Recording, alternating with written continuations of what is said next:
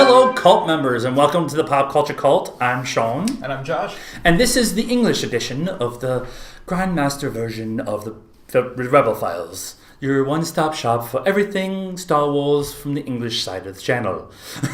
It's the wingback chairs. It's completely the wingback chairs. It's very masterpiece Star Wars. For those of you on the podcast feed, we talked about this. This is our first Rebel Files at the new place, and we have a rotunda room, and we have these awesome chairs, and the backdrop is the pool, and the pool and the golf course behind it and stuff. And so we had to come in here film at least one show. We'll see how it sounds and stuff like that.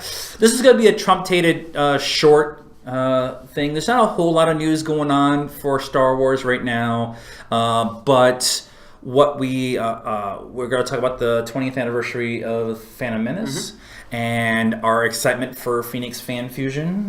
We will have some stuff at the end to talk about that, but we do want to do a couple of different news things first. First, we want to talk about the passing of Peter Mayhew. Like I said, we haven't had a chance to talk about it because of the move and all the different things that have happened with us. And so he got healthy to start doing Force Awakens and stuff like that. Yeah. And although he had to do most of the sitting stuff, and Jonas did a lot of them running around, and definitely the Solo movie, it was mostly Jonas and stuff. But Peter, man, it sucks, but it's... Yeah, he was a great guy. So a lot of us who know us personally know that we've met Pete on a couple of occasions. We've met Peter on a couple of occasions. In fact, pop culture trivia, the cane that he actually carried around, the lightsaber cane that he was seen everywhere with, was actually made by our friend Chris Cunningham, who owned a shooting range down here. And, Peter had come out a number of times to hang out with us, and really, really eloquent guy. Mm-hmm. Very, very mellow, fantastic to talk to. He was one of the guys who... He knew what his fandom was like. He knew what the fandom was like. He knew that he was revered highly among them. But he never gave that off. He hung out with us. He was an everyday person. He was one of the nicest dudes ever, and just a joy to hang out with. Yeah. So I never got the chance to meet him, and through all the stuff, and which is sad because he was hanging out in a lot of our circles and stuff like that. It just never came around for me. But I just... For a character that could have been really easy, just been a throwaway thing or whatever, he really made it his own, and his personality, Peter's personality is Chewie's personality. It absolutely is. Yeah, and it came through when he did the character. And growing up, you don't realize that. You grow up with the Muppets, and you grow up with guys in costumes and everything else. Right. This was the Fraggle Rock era and things like that. So. Because it was, So a Fraggle Rock reference is perfect. Absolutely, So for me, it was puppets growing up. But then, when you get older and you get to know the man outside of the costume, and you start knowing him for who he was, then you actually exactly you see the personalities of them come through into the characters that they create, and I think it's a phenomenal thing for them to actually do. Yeah. It was sad to see his passing, but we're getting to that point with the original group that a lot of them are kind of getting to. Harrison's going to be 180. I just decided that Harrison Ford is going to live to be 180. Him and Mark Hamill too. He's crashed a plane like multiple times and walked away, and it got almost eaten by a door in The Force Awakens. And so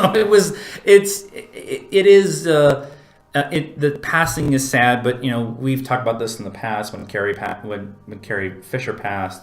That here at the Pop Culture Cult, we have a very Irish view of the world. We'll celebrate their life and not be sad that they're gone, but not lose. Not be happy about it. Be happy over our time. Our mourning periods are very short. We will drink to that. Yeah, we'll drink to that. Some good news that actually came out from this last week it's actually 2 weeks ago. Disney officially, Disney did a whole bunch of dates. They did. For a whole bunch of movies that they're going to have coming out here in the next 3 to 5 years. Yep, it's going to be busy. It's very busy. One blockbuster per year. And the big one that came out for the Star Wars stuff is we're getting a new Star Wars movie on December 16th, 2020. And then another one on December 20th, 2024, and then another one on December 18th, 2026. And it's important to note that the reason they're doing these every 2 years, aside from the fact that it's just kind of tradition at this point, is they're intermixing it with the Avatar movies, yeah. So that made a lot of sense. And so when that first was announced, everybody started speculating. Now Lucasfilm, Kathleen Kennedy and Lucasfilm has come out and said, we're going to take a break. After The Rise of Skywalker, we're going to take a break. We're going to circle the wagons. We're going to figure out where we want to go next. Because their plan for these standalone movies didn't go as well as they hoped with Solo. And it didn't make as much money, I think, as they were hoping. Then all of the stuff with Disney Plus started coming out, the idea that we're going to have this streaming service. So a lot of that focus turned towards the TV shows and stuff like that. So we thought for a long time that it was going to be quite a while, a 5-year gap, a 10-year gap before we got another movie. Nope, it's 3. And then during IgerCon, Bob Iger, the number one source for everything Star Wars news, said it is the Benioff and Weiss series. It is. Now, not saying it's Old Republic, not saying that it's Knights of the Old Republic, not any of that stuff, but it is their series. But God, do I hope it is.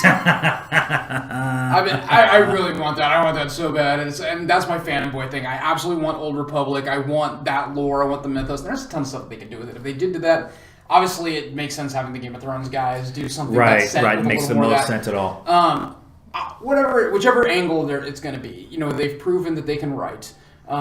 They've proven that they can... Not if you listen to the internet the last few days. The internet hated Heath Ledger as the Joker, too. Yes, they did. And Ben Affleck as Batman, who was actually a really great Bruce Wayne. He was really good. So yeah, it's one of those things where, okay, cool, let them look for whatever reason, but the guys can write. They had a passion with the story. They took it. They did what they did, and they managed to make something that drew, I don't know, millions of people in every single week. So I'm stoked to see what they could do with a Star Wars property. You say, okay, great. Here was your Game of Thrones budget. Now amplify that times 5 to 10, and have at it. And they're going to be like kids at a candy store. And the thing about with Benioff and Weiss specifically is that it's their idea that they're doing this trilogy, but they're not necessarily directing them. Correct. Now they may, and they're writing them, and they may direct them. But I would like to see the guy who did Battle of Helm's Deep, not Helm's Deep. It was Helm's Deep, kind of. The Battle of Bastards, Battle of Winterfell, the King's Landing.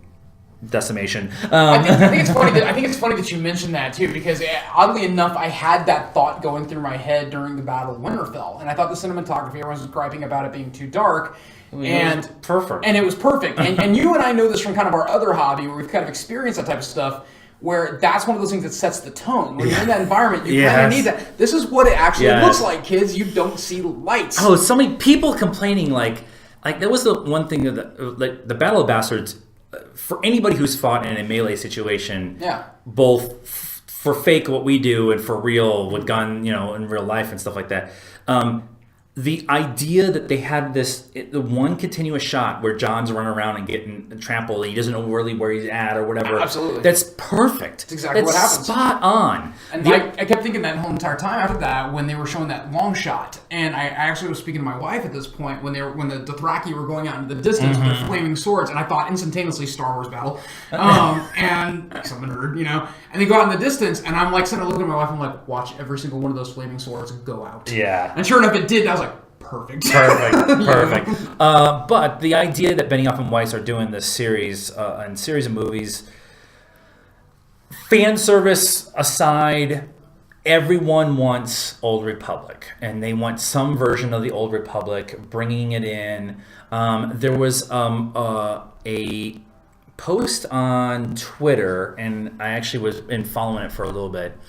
Macy Williams as Darth Zana,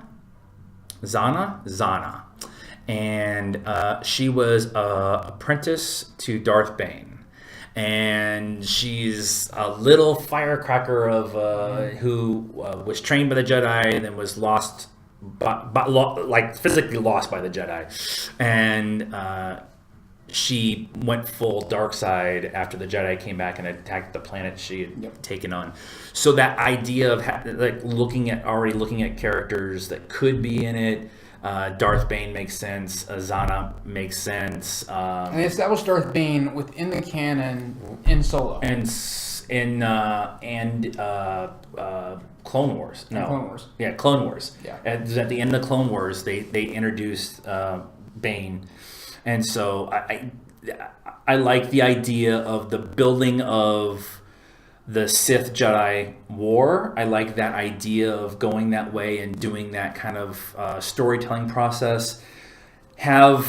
Have them be friends in the first one, and then the Sith are betrayed, and then the Sith counter back in the second one, and then the third one's the build up to the Battle of Bastards with lightsabers. Yeah, that's what I want. That's all I want. Yeah, and part of the reason why I think it's absolutely important that they do that too, because now we've had years of the mythos being Sith versus Jedi, so we now get to the tail end of the Skywalker arc where the Sith and the Jedi as a construct are over. We're moving in a new direction now. Right, The force has changed. The precepts of the force.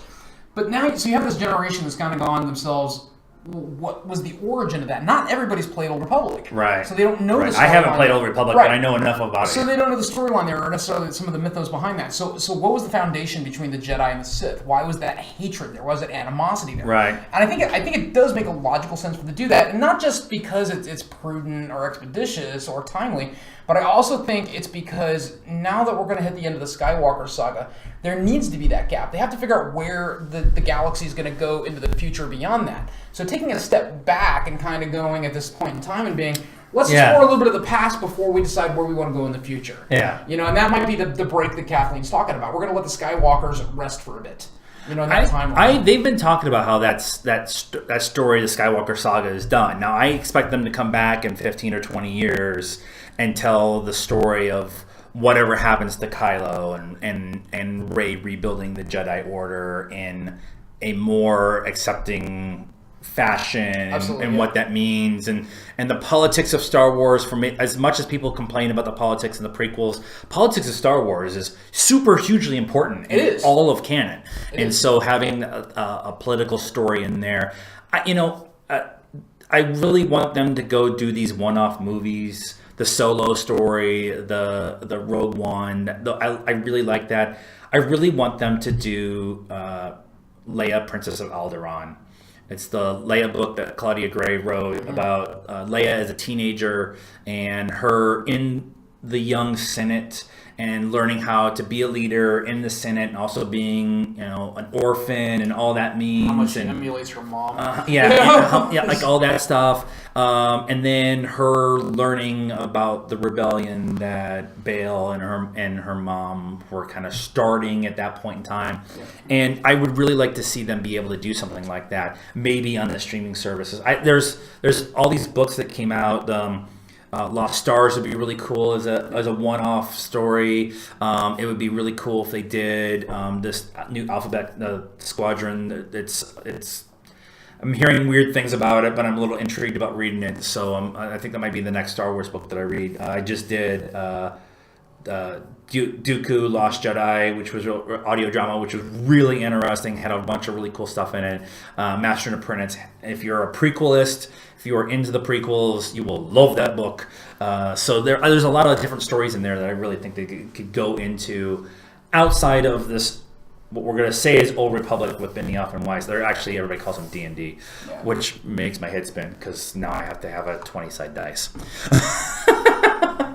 So speaking of the prequels, we're going to do a little bit of a retrospective, let's call it a homage to the 20th anniversary of Phantom Menace. The 20th anniversary was Sunday.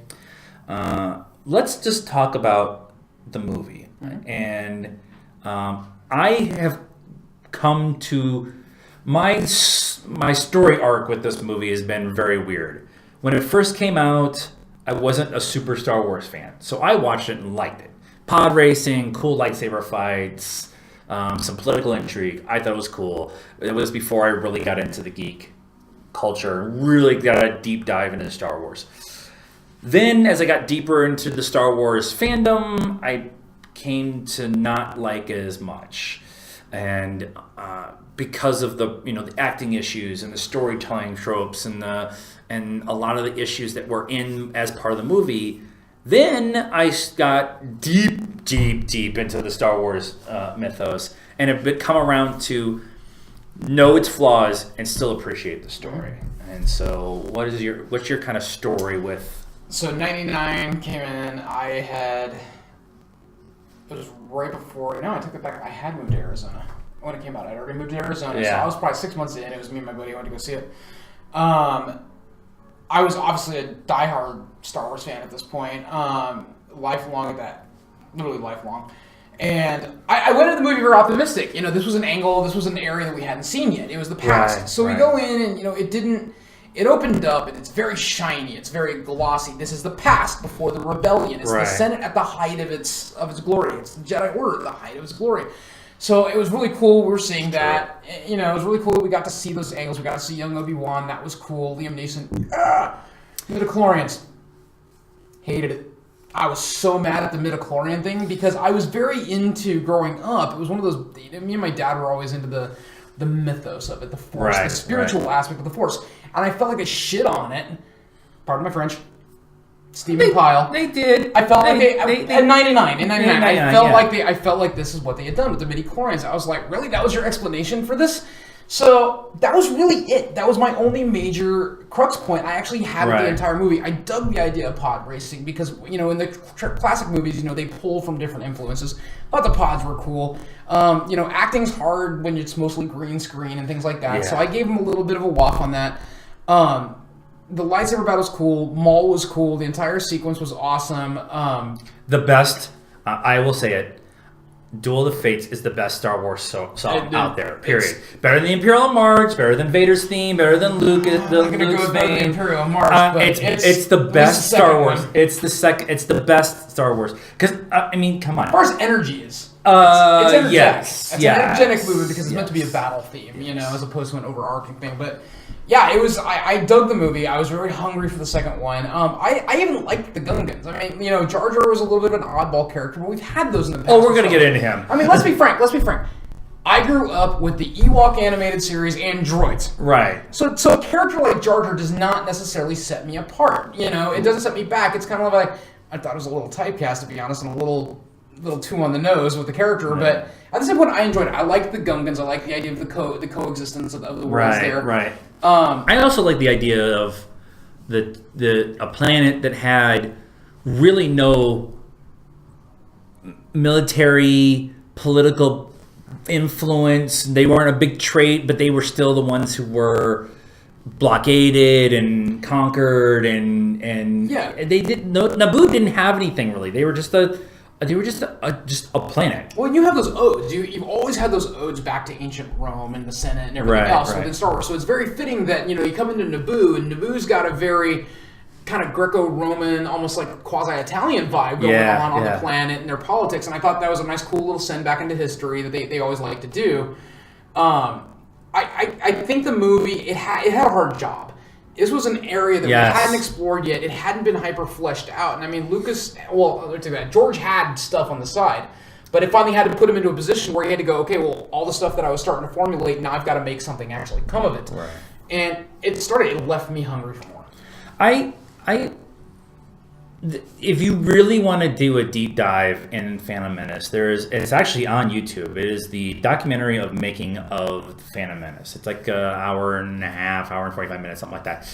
And it goes over essentially from Lucas deciding, hey, I'm going to do the prequels, the technology's there enough, all the way through to the premiere. Right. And it's them finding Jake Lloyd and them doing they try to make Jar Jar a puppet. It didn't work, and so they had to make the technology to do the mocap and all that kind of stuff. And it's a really interesting view into the movie making process. And I have a much better appreciation for the movie itself, not the story or anything like that, but the movie itself. After watching that, because what Lucas did in that movie is revolutionary now, and he did it 20 years ago when the technology wasn't even there yet. And he was able, he directed, it's been talked about before. It's nothing new from our point of view, but he did more directing in the editing bay than he did on set.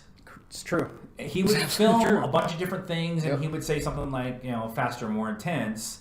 And then in the editing bay, he would come back and he would move and he would digitally take somebody out and move it to the other side of the room and do all this stuff. And it was just, that process was super awesome for me. I really like the politics of Star Wars. I really like the politics of Star Wars. And I think there really needs to be more of that going forward for my enjoyment.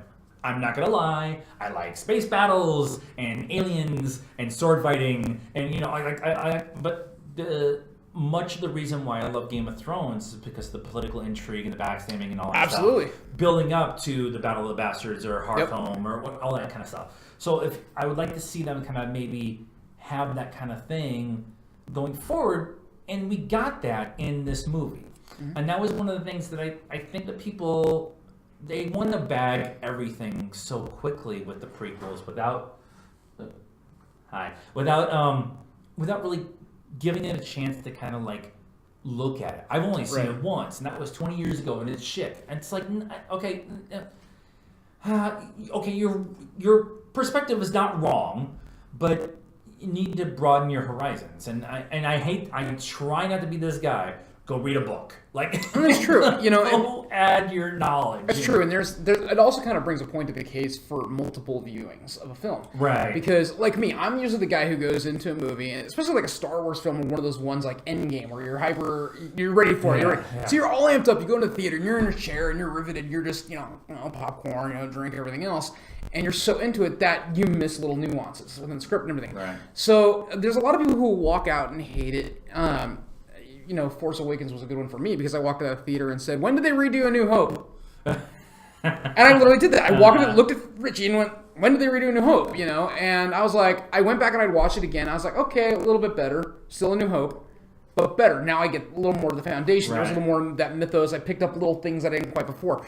So Phantom Menace was one of those movies. Attack of the Clones I walked into, I was like, ooh, I grew up waiting for the Clone Wars. This is it. But Phantom Menace needed that political intrigue. You needed to know the foundation of why the Clone Wars happened. Yeah. And how we got to Sidious. How we got to that point. You had to explain Sidious to explain Vader. Correct. And how important Vader is and the Empire in the OG trilogy. And one of my things I always said was, people are going to hate it because they know where it goes. Like, they know how it ends, and so they're going to be even more critical of everything going to that point. So, well, that was where I think Revenge of the Sith was kind of a little rough on me, and I actually liked Revenge of the Sith, but I liked about the last hour of it the most. Yeah. And the only reason I liked it because it set it up. Now, the problem was for me was it got a little rushed at the end, and I think a lot of people noticed that, where when it got to the end of the battle, it got rushed because oh look, there's Tarkin. Oh look, there's a Death Star. Great, you set this up.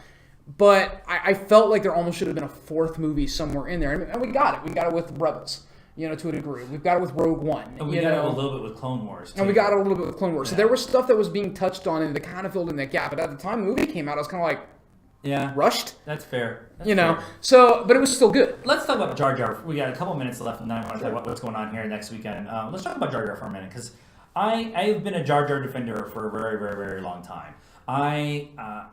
I've always found him as a very intriguing character for me. He is the bumbling idiot who is made for kids and all of that jazz. Yeah.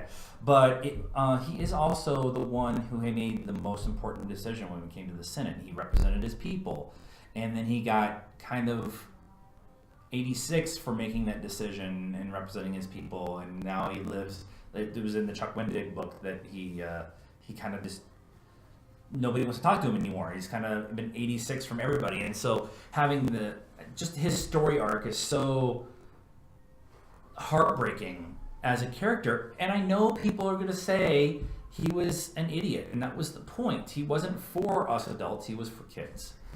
And I really appreciate him. Yeah, and I mean his, to your point, his arc absolutely is. It's almost like Game of Thrones tragedy of an arc. Right. And here's the thing about it too. Like, I made my share of Jar Jar jokes. I always did. It was easy to do. It's not hard. It's not hard.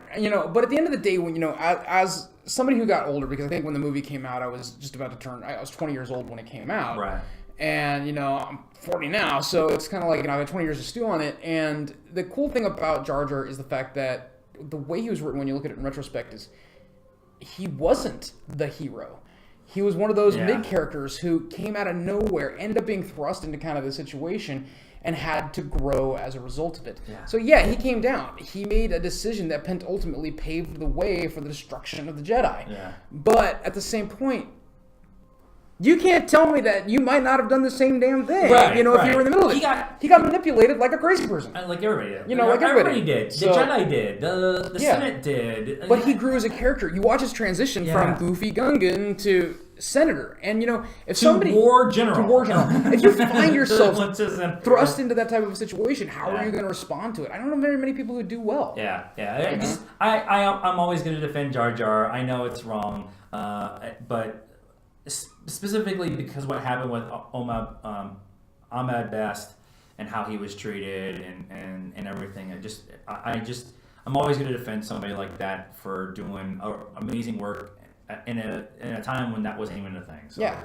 I'm the same way. I grew up on a lot of great B movies and everything else. It was always one of my favorite things. And I will still walk out. I've mentioned it before, and I've told everyone, anyone on this show who knows and listens to me knows that I had my first issue with Force Awakens being a remake of A New Hope. I had my issues with The Last Jedi. I think anyone's going to have their issues. However, you have to understand, if you're going to go out on the internet and you're going to be like, screw you, and blast it, look, I understand immaturity happens. Don't be that guy. Because you know what? If you don't like it, go write your own story. When I was upset with George Lucas about the whole midi-chlorian thing, that was not something I was against. But I also had to look at it and think, this is not my story. Right. It's George's. So however he wants to take that angle, I'm going to write your own last season of Game of Thrones. I'm going to go let him take that angle. I'm going to go let him take that angle and work with it. Prove to me otherwise. Because he might have something in the pipe that there's a reason for that. Right. So as I got older and kind of, I hate to say it, we all mature as we get older. But read a book, because if you actually spend the time reading the book, you understand these little setups. You understand these chapter and episodic events that go in. And I think that's the era of those of us who kind of grew up with, Asimov and Heinlein and, all the great sci-fi authors. Right. Alan Dean Foster, still writing. I wish he was coming there. Quozel was one of those books. Quozel Kids, there's one to go read. Quozel was one of those books that he wrote that was really good. So I absolutely 100% agree with you. I think give everything a second chance. Go back and look at it through fresh eyes. Take a break. Watch the movie again. You will always find something, and the directors aren't stupid. They put that stuff in there. Right. Specifically. We got a couple minutes left here. We're just going to tell you about what we're doing this weekend. This weekend is Phoenix Fan Fusion in Phoenix, Arizona. We will be on, all three of us, including Janice. She is the third. We'll be there doing stuff for the channel and taking photos. We're cosplaying, we're partying, we're staying downtown all weekend. If you see us walking the con floor and you may win a prize, we will ask you to, what did we say? We are members of the Pop Culture Cult. So walk up, say, hey, we're members of the Pop Culture Cult. We'll ask you to prove it by showing that you are subscribed to the YouTube channel, and we'll have a big Facebook push, and you'll probably see it a couple times. But we've been putting it out on different videos and stuff like that because we know that not everybody watches every video. So. Yeah, and this is one of those things where this is a huge con for us. A number of us have worked for the actual con itself in the past. We've worked with celebrities. We've helped. We've seen it grow over the years. So we're going to be out and about. This is a fun con to go to. It's like San Diego Comic-Con was back in the day before it got a little too commercial, and it's one of those things where if you have the opportunity to go. It's a blast. The street life is a blast. The inside the con hall is a blast. The nightlife is a blast. It's a very, very big community. And it's going to be nice this weekend weather-wise. And it's going to be really good this weekend. Got a minute. So, you know what? Come on out. If you find us, you do have to be a subscriber to get a prize. You do. You have to prove it. Nothing's for free. You have to put it on your phone. Put YouTube on your phone. So what we're going to ask, subscribe to the YouTube channel. Subscribe to the podcast feed. Follow us on Facebook, Instagram, Twitter. We're also on Stardust, all that stuff. And hopefully we'll see you guys this weekend. Yeah, absolutely. And until next time, cult members, I'm one with the Force. And the Force is with me. Take care.